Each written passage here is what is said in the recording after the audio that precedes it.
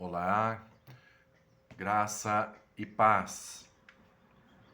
Vamos conversar hoje sobre o nosso pequeno grupo de número 198, com o título Consolo para os que choram, que aconteceu na semana do dia 13 a 17 de novembro.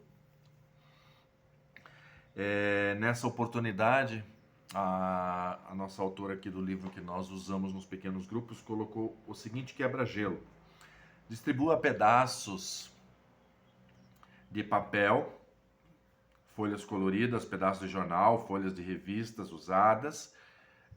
Cada participante deverá criar, usando apenas o papel, as mãos e a criatividade, uma escultura e com ela falar sobre o que o faz feliz.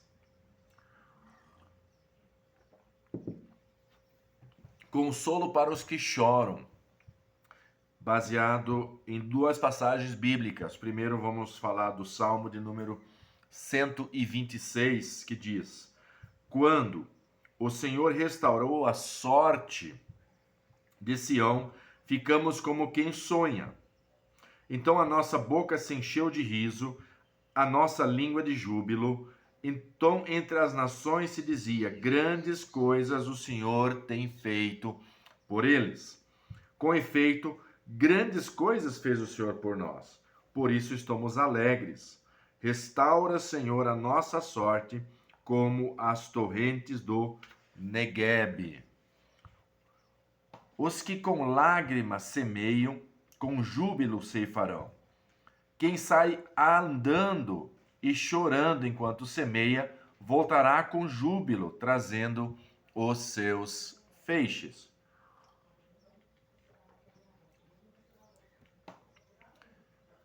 Esse primeiro texto, nós vamos meditar, vamos pensar na seguinte situação. Você já passou por uma situação de tristeza que Deus transformou em alegria? Você se lembra de algum momento em que parecia não ter saída a sua tristeza, a sua dificuldade, o seu sofrimento, e Deus transformou essa situação? Isso significa, irmãos, que independente da situação que nós passarmos na nossa vida, do que nós sofrermos, Deus vai sempre estar indo ao nosso encontro com o consolo. Deus sempre vai nos dar o escape. O sofrimento nunca vai ser maior do que nós possamos suportar. E Deus sempre vai nos consolar. É uma promessa de Deus, é uma promessa de Jesus, que Ele nos consolaria. Agora, o segundo texto que nós trabalhamos foi 1 Pedro, capítulo 4, do versículo 12 ao 16, que diz o seguinte: meus queridos amigos, não fiquem admirados com as duras provas de aflição pelas quais vocês estão passando, como se alguma coisa fora do comum estivesse acontecendo. Ao contrário, alegrem-se por participar dos sofrimentos de Cristo, para que fiquem cheios de alegria quando a glória dele for revelada.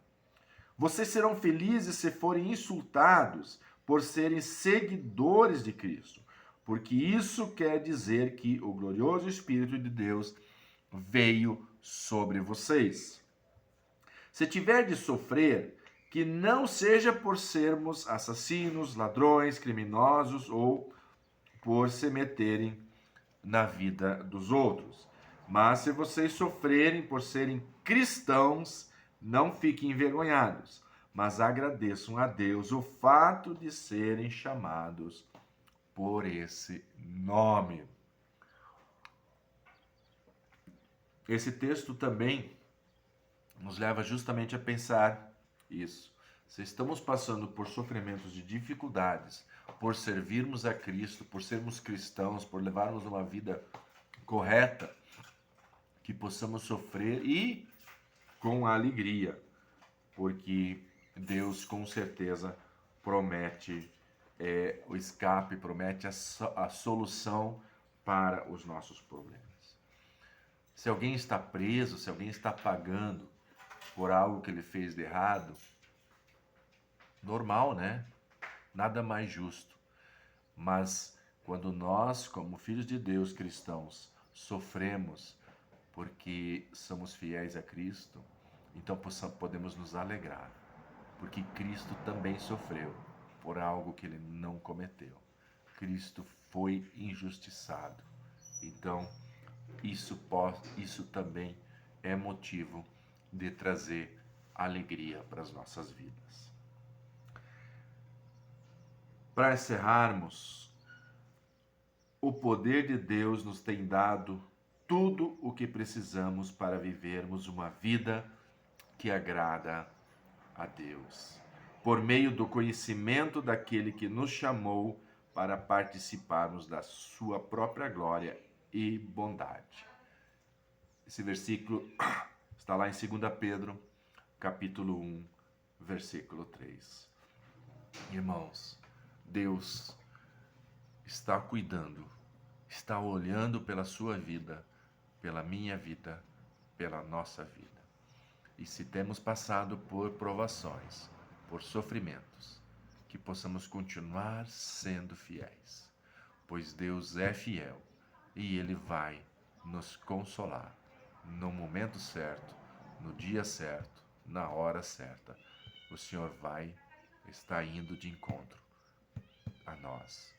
Então fiquemos fiéis e fiquemos felizes, mesmo em meio a sofrimentos, por sermos fiéis a Cristo. Isso é motivo de alegria, mesmo que seja num momento difícil de nossas vidas. Deus abençoe a vida de todos e lembre-se, o Senhor vai nos consolar.